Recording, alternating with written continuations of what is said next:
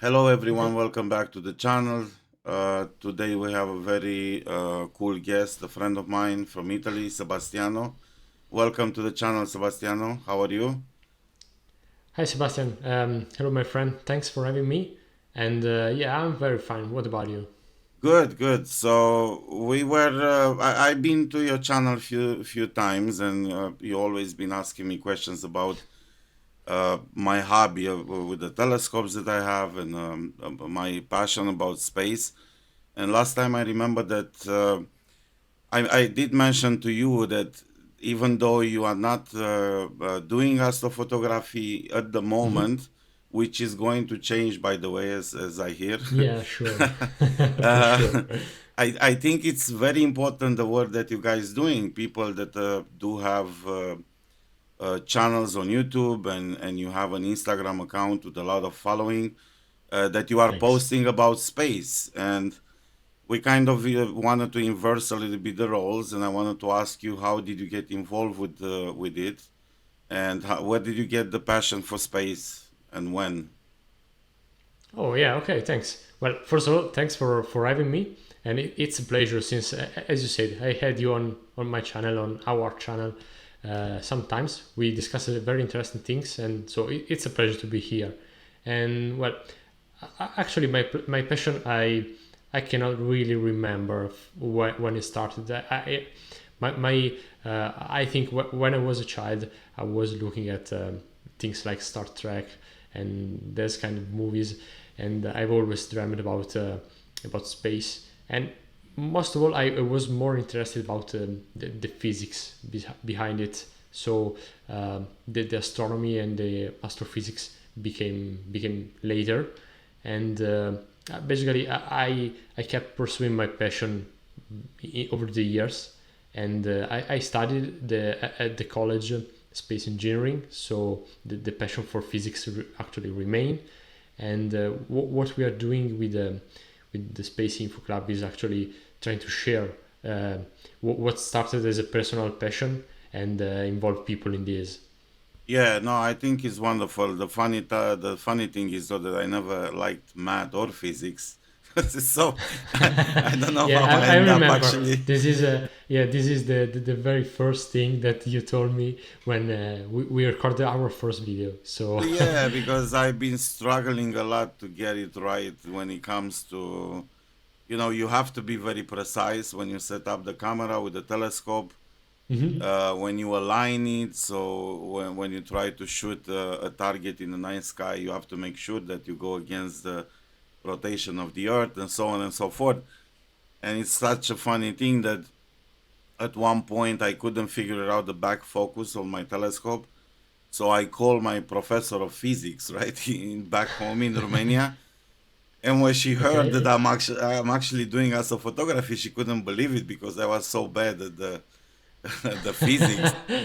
And she was like laughing, and she gave me some good advice actually for the back focus because the camera has to be aligned perfectly with the lens of the telescope and it has to be a certain distance. Not on all the telescopes, but on the refracted telescope, and that's called back focus. Anyway, so that's very good You though. see, actually, there are very a lot of touching points in what we do. It may seem different, but actually, there are common things. But I think the love for astronomy, for astrophotography, astronomy overall, right? Like space, Sure, sure. everybody gets it usually very young, right? And sometimes evolving. You see a movie. I was into Star Wars, not Star Trek that much, but a little bit more fantasy into it, right? But yeah, I think from there, and then you start seeing. I remember seeing on a Romanian TV back then, which you could get like just few hours a day or whatever. But they had this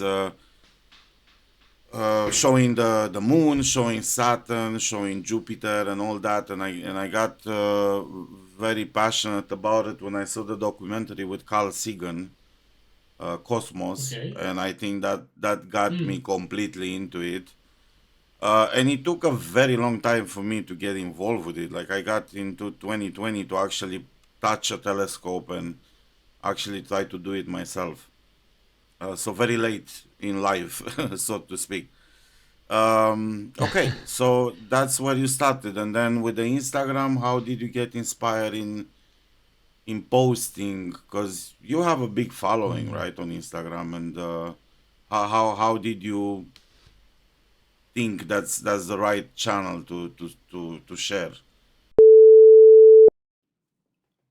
Okay, so we established that you started very early to have the passion for space, but how did you get inspired to actually get into the social media, YouTube, and try to share this stuff with other people? Well, this is a very nice one because actually um, I'm very shy from if I have to think about myself. So also people who are following the Space Info Club um, will see my person for the very first time, and I have to thank you for let's say convincing me in doing this Right. on camera.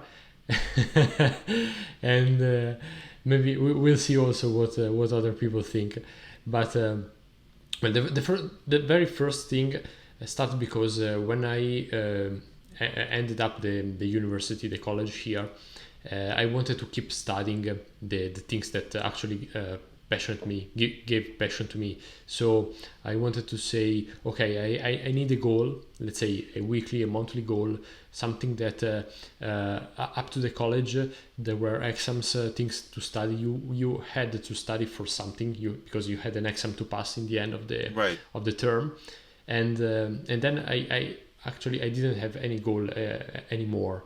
And okay, I was working in the aerospace field, but the thing was different. So I said, okay, I have to keep studying, and I need something that gives me that the stimulus, the thing that I know I have to do for something. And so I said, okay, let's start a website where I share what I've studied and what I am going to study with some frequency, like weekly or once per month, something like that. And I started as that, and then I said that people actually liked what I was doing, and without any, let's say, I wouldn't say advertising because I am not advertising also right now, but I'm just sharing, and people just spontaneously came and asked me questions and said, okay, why don't you explain this thing, that thing, and or something else? Right. And then I said, okay, let's try. Also, people asked to share on the socials. Said, okay, why don't you, let's say, start a different kind of communication, like by images, which was the real kick to the thing, because since then the whole thing started growing, and I say that a lot of people were actually interested, and something I'm really happy about is that I never paid an advertisement, Yeah. and I just share what I like, and I've been seeing that people are starting liking it, and so I just pursuing this path, and Yeah. this is basically as it started, and also how it's going. Also, the thing that we are doing today is for talking about something that we like, and trying to share with people that maybe like the same, and maybe will tell us, okay, why next time don't you talk about let's say astrophotography or physics or something like that. So it's always a pleasure to do it, and that's why I do it. Yeah, no, for sure, for sure. And since you are good with physics, though, we might try to do something together and Yeah. do a video with types of telescopes, right? Because there are about three or four types of Yeah. telescopes that they have different. Some of them are with mirrors, some of them are with glass. And since you are again like you are better at this, and I start getting obviously since I've been We'll see. working. We'll see. We can never say. No, but I'm sure it's kind of dissecting each telescope and being able Yeah. to probably recommend certain telescopes over the others. Yeah. Some of them they are like a Ferrari, right? Very look Yeah. amazing. They would do an amazing result, but then they are extremely hard to use, right? So that's Sure. Maybe we can do something like that next time. Anyway, until then, yeah, it's very interesting that the Instagram, the way I got involved a little bit initially with Instagram, Hmm. was just playing around. Like I never thought it will actually take off. And while honestly, I have been using advertising on it, right? At times I had pictures that they were doing very good, and I kind Hmm. of got into doing that. I'm not sure what kind of effect it's gonna have in the long run or whatever, but my channel is doing okay as well.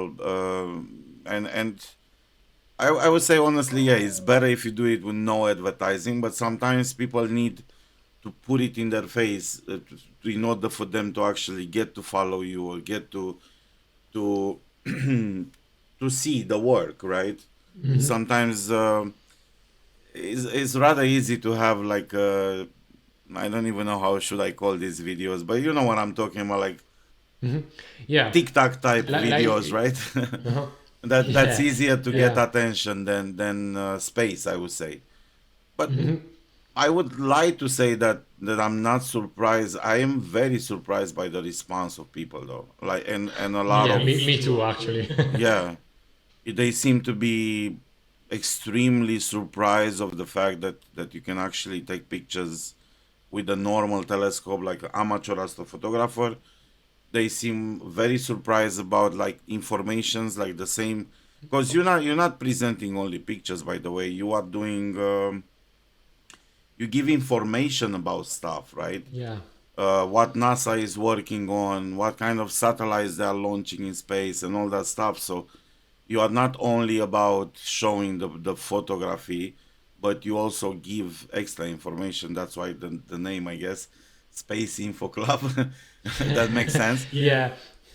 And Yeah, thanks. Well, yeah, first of all, thanks for telling this, because that's what I hope that that people notice. Let's say it's not just taking some pictures and putting over, let's say, the internet. yeah, It's trying, telling something more. yeah. And yeah, I, again, as you said, I'm also surprised that this thing is still working in in a certain sense after like 5 years that I'm doing this.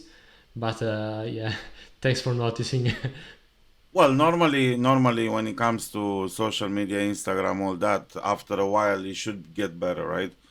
And I'm sure it will get better because again, I see that people are hungry for this information. They want to see about the space. They want to see all this stuff. And also we are very lucky because beside the Hubble telescope, the Webb Mhm. telescope is in space. I think the European Space Agency has another one as well, Chandra, if I'm not wrong. And I think we are like everything space is everywhere in the news. I think Webb released another amazing picture the other day.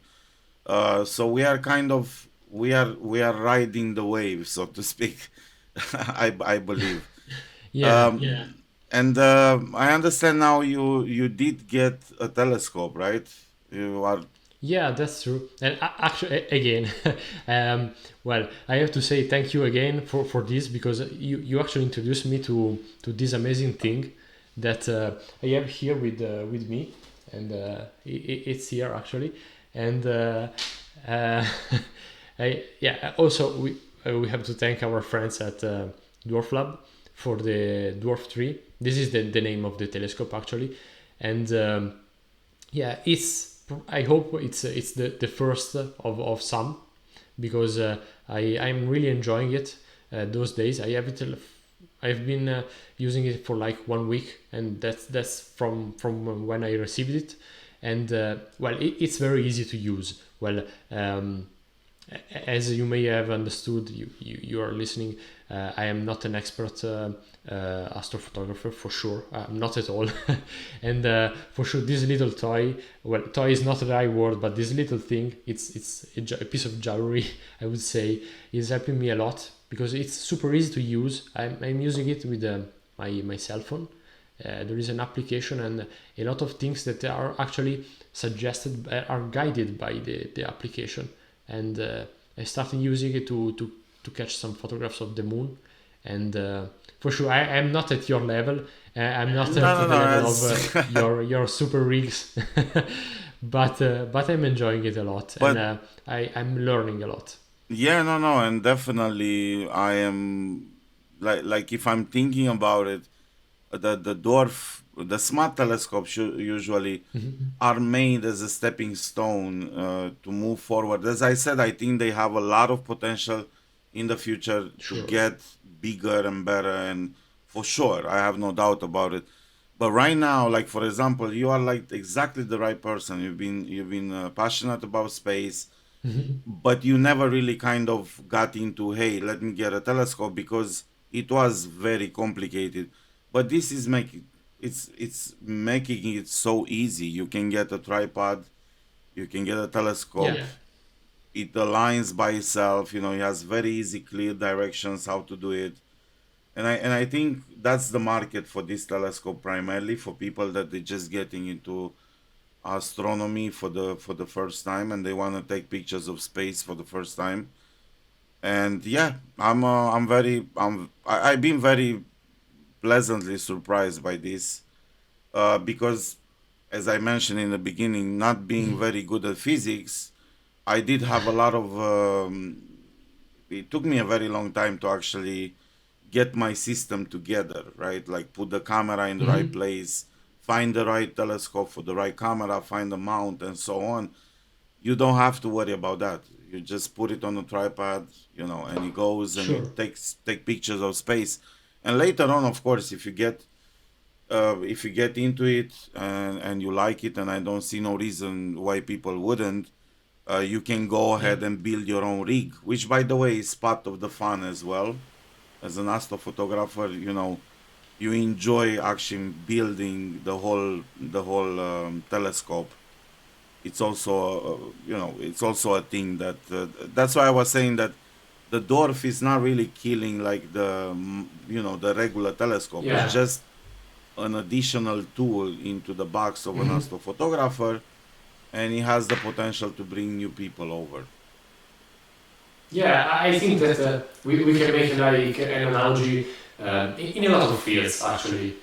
Maybe if you like sports, maybe someone who's listening like this, you cannot pretend to start from let's say getting up from your couch and then pretending to run at the Olympic Games. I think it's the same. You have to start somewhere, Yeah, yeah, yeah. and or maybe just to make a different analogy. Um, I, for example, I like photography, but if I take my cell phone, I think that the quality will never be the same of a big sensor of DSLR camera, for example. But if I am going around, I cannot bring the camera 24 hours a day with me. And then, if I have to record something very fast, or if I have to try new things like different spots, different light condition, for sure I will try with my cell phone first. And I say, okay, maybe I can adjust this, I can do this better, and can fix some parameters, and just get an idea of how it works. Maybe I get further ideas of improving things, and then I get, let's say, the big thing, which is the DSLR camera, and I take the, let's say, I would say Right, but almost professional level photography. no, but for sure. And But people I have, I believe they forgot about, I don't know, before the iPhone, let's say, right? You had these flip phones with a camera. The camera was horrible. You couldn't do anything with it. The cameras that the iPhone is equipped now with, it's actually pretty great, right? So it might not be yeah, to the yeah, level of like a full sensor DSLR and all that, and probably it's never going to be. But you can take clear videos, you can take clear photos with yeah, it, and that's exactly what I find, that this is like a game changer, because it's the kind of technology uh, that gives access to the masses, so to speak, right? Like sure. you really, if people, and I think it's different than a regular telescope, People have like a telescopes in a basement or somewhere, like they get it as a gift and they put it on the Hmm. side. This is different because once you use it and you see how easy it is and you see the result, I think you're not gonna put it away. And also, Yeah. yeah, I think that's a very good thing because the images are really stunning. Like, you know. Yeah, yeah. This is something that I wanted to, let's say, to point out, because let's say that the last analogy we used, the one of the iPhone with respect to the DSLR, but we say that, let's say, we use the iPhone as a benchmark. Well, I mean, the quality is quite high. So if you consider the iPhone with respect to the, let's say, those flip phone that you said, actually we have such a high quality that the iPhone is the right analogy, I would say. So the quality is super good, and also the last thing that you say, you're not getting those big telescopes that you get as a present, and then you try a couple of days and then you get just bored and put them away in Well, some of somewhere them, in your home. most of them, though, are like $100 cheap telescope. Let's say that you don't Mm-hmm. really do much with it. You see the moon or whatever. But what I'm trying to say is that this one is like you set it, and it just goes by itself all night long. Yeah, The last yeah. picture I got was Eastern Veil Nebula, and I was looking at it like after one night of shooting, probably like about 5 hours or 6 hours, and I got a Mm. picture, right? It was way better than the first time when I tried to do it myself, right? The stars Yeah, were that's the round, point. it was Yeah. focused, you know. And I was like, oh my God, look at this thing. Like it's one, two, three, right? You don't really do much. And that's where it comes in, though. It gives you, especially if you get into astrophotography, which I believe is a very hard hobby, right? Mm-hmm. It gives you an extra tool that you can take pictures, even though you have problems with the regular Yeah. telescope. This one works, and I think at the end of the day, it's about getting something out after at the end of the night. And this is, yeah, this is the tool, and I believe they did a great job. And I'm, Yeah, just to make an example. yeah, Last week I went out for dinner, and I said, okay, let's try bring this telescope with me and let's see what happens. And yeah, I went out, and then it was like uh, 11 p.m. something like that, and I said, okay, let's try this new spot while I'm coming home, and just stop it there, just set the tripod, put the telescope over, and also the application told me where the constellation were actually, and so I just pointed it out and took some photos, and it was super easy, and the quality was super good actually. yeah, you can also leave it at home, let's say on the balcony or in the Yeah, backyard or whatever, and then go and have dinner. You don't have to worry about it. Of course, if it's not very windy or cloudy or whatever. Let's sure. say it's a clear night, right? So you see that it's a clear night, you can let it run by itself, and that's the beautiful thing. When it comes to astrophotography, astronomy, the problem is that sometimes you are stuck into, let's say, in my situation, on the roof. Hmm. But as you remember, I told you that my systems are automatic as well, so I can control Yeah, them via TeamViewer, so I don't have to be there. So I just start them and then I let them run, assuming, of course, that I said that everything works well and you don't have any other issues. sure. But yeah, that's another thing that we have to be thankful to the technology because you don't have to sit next to the to the machine while it's doing the thing. So technology's been Yeah, amazing lately, I have to say. yeah, definitely. Scary at one point, but yeah, it's Yeah, we'll see what the results will be in like a decade or two or something like that. yeah, But we the can enjoy AI it so situation though far. it's a little bit tricky for me, but we'll see because AI obviously has advantages for us. I'm Hmm. saying generally speaking, but Yeah, hopefully it's not gonna be like a Terminator type of AI. It's gonna be like a normal AI. we'll see. Yeah, We yeah, cannot yeah. say. That's And funny. That we can leave this to the listener. yeah, yeah, yeah, yeah. All right, Sebastiano. So what else? I think we kind of covered it. I was very curious, like how you got involved into the hobby. Um, we're gonna we're gonna get back together. Hmm. I'm not sure in a few weeks probably. Yeah, I We hope need to so. prepare better because I'm gonna need to have those telescopes ready, and we kind Hmm. of do a little bit of dissection of each of them, so Sure. we can recommend people that they wanna use a manual telescope on, you know, like a good quality, very good quality, Hmm. what they should get if they are beginners. And yeah, we stay in touch. And thank you For for sure. coming. Yeah, thanks for having me and also convincing me on doing this on camera. I'm super happy of having done this. So I hope that people enjoy this and maybe someone would like to tell us what we should talk next time. For sure, for sure. Yeah, you can leave it in the comments below, and we'll see you next time. Cheers. Thank you. Cheers.